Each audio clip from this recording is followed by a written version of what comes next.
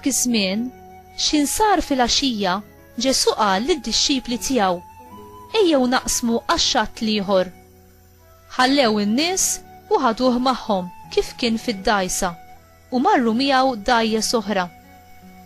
U qam rifnu kbir u l-mewġ beda tila għal ġo-dgħajsa, hekk li kienet ġa bdiet tintela bl-ilma.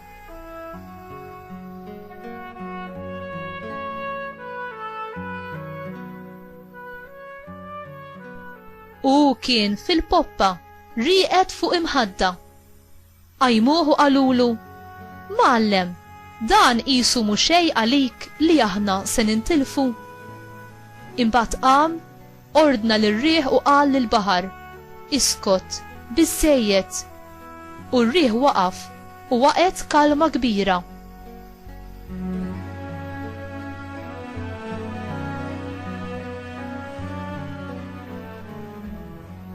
U qalilhom: dal-biża' kollu għaliex? Mela m'għandkomx fidi? U qabadhom biża' kbir u bdew jgħidu lil xulxin: dan minhu mela biex saħansitra r-riħ u l-baħar jisimgħu minnu.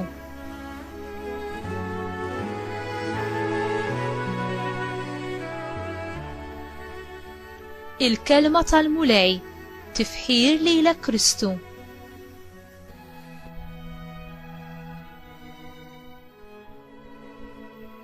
X'hemm aktar qawwi mill-biża', anki mill-biża' tal-mewt, li titlef ħajtek. L-Iskrittura tagħtina tweġiba. M'hemmx biża' fl-imħabba, imma l-imħabba perfetta tkeċċi l-biża' l barra. Mill-ewwel ittra ta' San Ġwan, kapitlu 4, vers 18. U fil-ktieb tal-Għanja tal-Għanijiet insibu: l-imħabba aktar mill-mewt qawwija.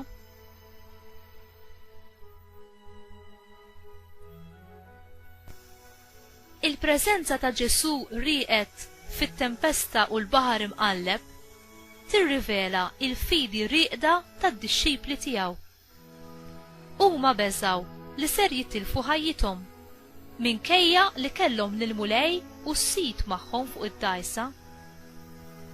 Huma kienu reqdin għal Kristu fil-waqt li huwa kien preżenti għalihom meta kellhom tant bżonnu.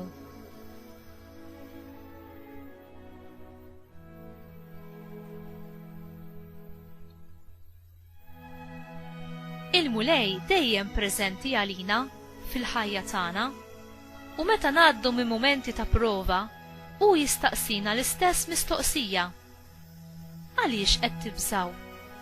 Mela m'għandkomx fidi? Inti għaraft tal-preżenza tal-mulej fik, mod speċjali meta tħabbat wiċċek mat-tempesti tal-kuntrarju, niket jew tentazzjoni?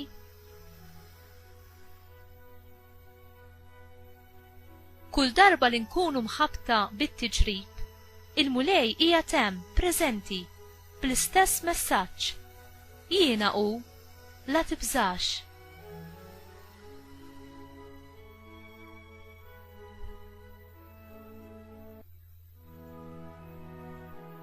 Mulej, għamel li dejjem naraf il-preżenza tiegħek li tagħmmar fija u f'mumenti ta' tiġrib jew biża' ħansib il-kuraġġ u l-qawwa biex naġixxi kif kieku taġixxi inti.